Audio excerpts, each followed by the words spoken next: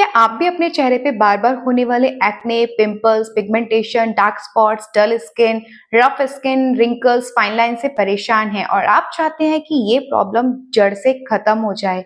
आप चाहते हैं कि आपका चेहरा एकदम क्लियर एंड ग्लोइंग बन जाए, तो आपको ये एवियन 400 कैप्सूल एक बार ज़रूर यूज़ करनी चाहिए। आप इसको एज़ अ सप्लीमेंट भी यूज़ कर सकते हैं और रेमेडीज़ बनाकर अपनी स्किन के लिए भी यूज़ कर सकते हैं। ये कैप्सूल आपको जितना अंदर से बेनिफिट्स देती है, उतने ही बाहर से ये आपकी स्किन के लिए बेनिफिट्स देती है। बस आपको इसका सही तरीका पता होना चाहिए कि आप इसको किस तरीके से लगाएँ और किस तरीके से खाएँ। ख़ास करके जब जब आप इस कैप्सूल को एज़ अ सप्लीमेंट यूज़ कर रहे हो, तो आपको इसकी सही डोज़ किस तरीके से खानी है और कब खानी है और कब तक खानी है, ये पता होना बहुत ज़रूरी है। अदरवाइज़ आपको इसके साइड इफ़ेक्ट्स भी हो सकते हैं। तो क्या है ये एवियन 400 कैप्सूल? क्या-क्या इसके बेनिफिट्स हैं आपकी स्किन के लिए, आपकी हेल्थ के लिए? किस तरीके से आप इसको यूज़ कर सकते हैं अपनी स्किन के लिए? एज़ अ सप्लीमेंट आप इसको किस तरीके से खा सकते हैं? ये सारी इन्फॉर्मेशन मैं आपको इस वीडियो में दूँगी, लेकिन आपको वीडियो पूरी देखनी होगी। अगर जानकारी थोड़ी भी पसंद आए, तो प्लीज़ मेक श्योर आप वीडियो को लाइक ज़रूर कर देना। तो आप देख रहे हैं ग्लो विद मोनिका। मैं Monika, let's get started.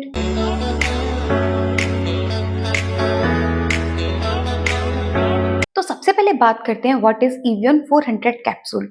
So friends, avian 400 capsule जो होती है वो विटामिन ई की सप्लीमेंट होती है। इसको विटामिन ई कैप्सूल या स्किन कैप्सूल के नाम से भी जाना जाता है, क्योंकि विटामिन ई ऑयल जो होता है वो बहुत सारे स्किन केयर प्रोडक्ट्स जैसे कि क्रीम, लोशन होते हैं, उनमें इस्तेमाल किया जाता है। Specially anti ageing cream, lotion या मॉइस्चराइजिंग क्रीम्स जो होती हैं, उसमें विटामिन ई कैप्सूल का बहुत ज़्यादा इस्तेमाल किया जाता है। इस कैप्सूल के अंदर जो विटामिन ई का ऑयल होता है वो एकदम प्योर होता है, तो आप इसको इनटेक भी कर सकते हैं एंड एप्लीकेशन भी कर सकते हैं। इस कैप्सूल के अंदर आपको मिलता है टोकोफेरॉल, जो कि विटामिन ई का ही एक एलिमेंट होता है। साथ ही साथ ये बहुत ही ज़्यादा पावरफुल और स्ट्रॉन्ग एंटीऑक्सीडेंट भी होता है। एंटीऑक्सीडेंट जो होता है वो हमारी स्किन में फ्री रेडिकल्स से होने वाले नुकसान से हमें बचाता है।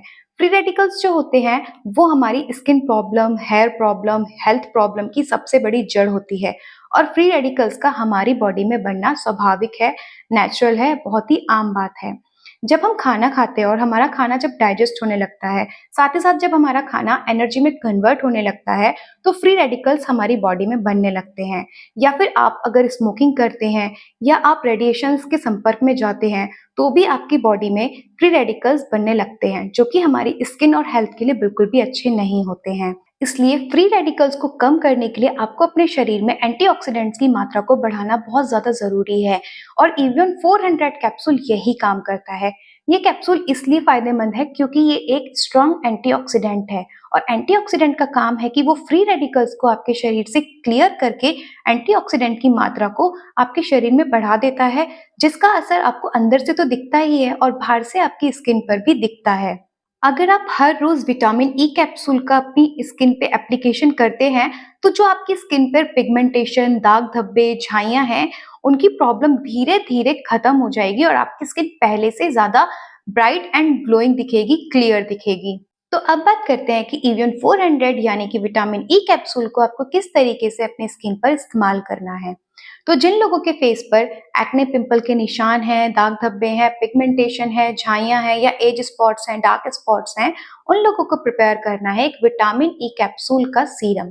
तो उसके लिए आपको चाहिए होगा एक विटामिन ई कैप्सूल का ऑयल और 1 टेबल स्पून आपको चाहिए कोकोनट ऑयल।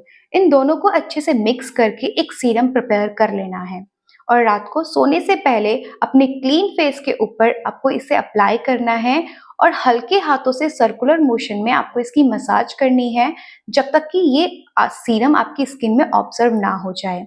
उसके बाद इसको पूरी रात के लिए, ओवरनाइट के लिए रहने देना है और मॉर्निंग में आपको अपना फेस वॉश कर लेना है। इस प्रोसेस को आपको 2 महीने लगातार करना है, बिना स्किप करे, तभी आपको इसके बेस्ट रिजल्ट्स मिलेंगे और आप 2 महीने के बाद देखोगे कि आपकी स्किन एकदम से क्लियर हो गई है। जो आपकी स्किन पे दाग धब्बे थे, वो हल्के पड़ गए हैं, काफ़ी हद तक वो क्लियर हो गए हैं। तो आप इसको रेगुलर करके देखिएगा, आपको खुद फ़र्क नज़र आने लगेगा अपनी पहली और बाद की स्किन में। जिन लोगों के फेस पे फाइन लाइन्स, रिंकल्स हैं, स्किन बहुत ज़्यादा ड्राई एंड रफ हो गई है, तो ऐसे लोगों को अपनी स्किन में ग्लो ऐड करने के लिए, अपनी स्किन को यंग दिखाने के लिए, अपनी स्किन को सॉफ्ट बनाने के लिए, स्किन को बूस्ट करने के लिए विटामिन ई ऑयल की कुछ ड्रॉप्स अपने क्रीम, लोशन या मॉइस्चराइजर में मिक्स कर कर अपने फेस पर लगा लेना चाहिए। इससे आपकी स्किन बहुत ही ज़्यादा सॉफ्ट एंड सफल दिखने लगेगी, यंग दिखने लगेगी, बहुत सॉफ्ट आपकी स्किन हो जाएगी। और आप देखोगे कि आपके जो चेहरे पे फाइन लाइंस और रिंकल्स थे, वो धीरे-धीरे गायब होने लगे हैं और आपकी स्किन में नेचुरल ग्लो ऐड हो गया है। आपकी स्किन पहले से काफ़ी क्लियर हो गई है और एकदम चमकने लगी है। तो अब बात करते हैं कि अगर आप विटामिन ई कैप्सूल का इंटेक करना चाहते हैं, तो क्या इसका सही तरीका है? क्या इसकी सही डोज़ है और कब तक आपको इसे खाना चाहिए?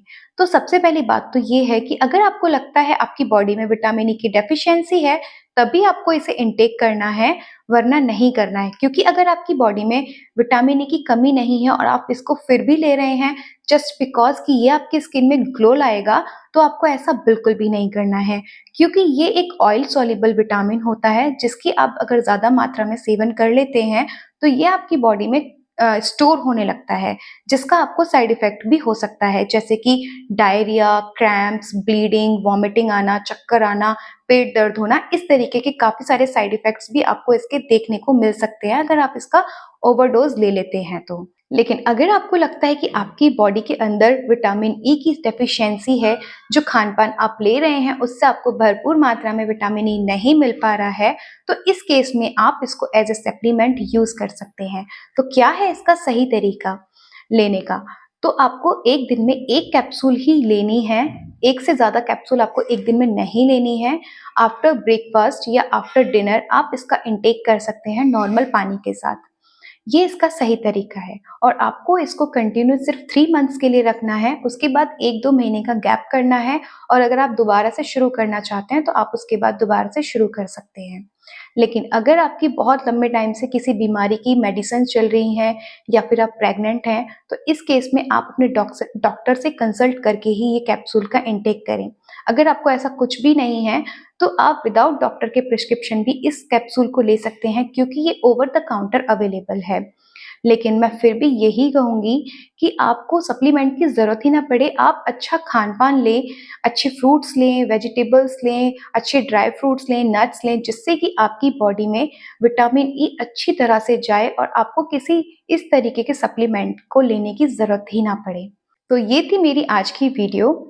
उम्मीद करती हूँ जानकारी पसंद आई होगी। वीडियो थोड़ी भी पसंद आई तो प्लीज़ वीडियो को लाइक कर देना, चैनल को सब्सक्राइब कर लेना। फिर मिलते हैं किसी यूज़फुल वीडियो के साथ। जब तक के लिए बाय।